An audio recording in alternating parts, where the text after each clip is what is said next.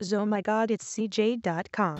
Hey guys, this is Untitled Chapter from microUSB.com, and these are our first impressions of the Nokia C5. Alright, so as you can see, the Nokia C5 is a pretty good looking phone. It's Nokia's new budget device from the C series range of devices. There's a lot of hard plastic involved, but the build quality is really good. No creaks at all so far. Pretty decent. So yeah, that's something to note. The menu key is a little bit too small, but you get used to it.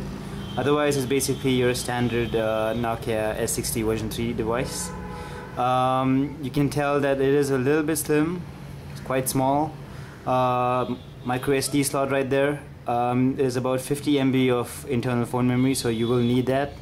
Volume keys right here. No dedicated camera key though, so that's a bit of unfortunate. There's the standard Nokia charging port right there, the micro USB charging port. You can charge via either, and there's the standard 3.5mm audio jack right there, and a small little inlet for your lanyard cable. So yeah, that's basically it. There's a 3.2 megapixel fixed focus camera. You can't autofocus on this thing, and there's a tiny LED light over there for taking pictures at night or recording video at night. Again, you can't focus in either of these cases, so that's about it. There's a almost steel aluminium backplate that you can see right there. We seem to have scratched it a little bit, even though we took so much care of the thing. So that's something you should note. Get a plastic cover for it, maybe.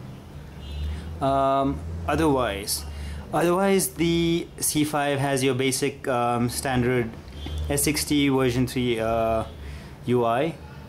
You can see that there are a couple of visuals around the thing. These are turned off by default, so you have to turn them on in the theme setting. There is no accelerometer, so you can't change screen orientation. You're basically on this. Now, from what we've noticed, mostly everything is exactly the same as S60 version 3 devices before. It's pretty similar to the Nokia 6700 slide in terms of UI. There's one game involved that's installed already there, called Bounce. The music player is basically exactly the same, whole kind of stuff like that.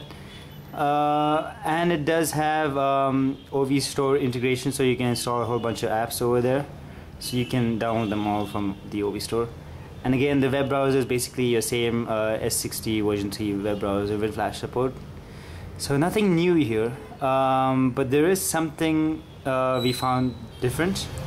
And what we found different was the contacts application has been slightly revoked. Now if a contact has more than 2 numbers, you'll see the number listing right there that says 2 numbers. And when you select a contact, it'll just give you these 2 options only, whereas previously it will show you the numbers that you could select.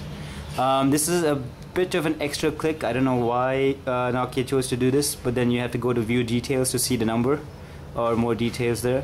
So yeah, that is a little bit annoying. Seems more clicks to get to the same menu that you would before, but otherwise the contacts, the contacts application is basically exactly the same. There's group support. You can assign a different ringtone to each contact, the usual stuff right there.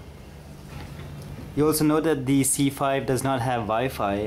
That's a bit unfortunate, so everything you do will have to be via 3G or GPRS. There is GPS though, so you can use Nokia's Ovi Maps with free GPS navigation. So that's pretty decent.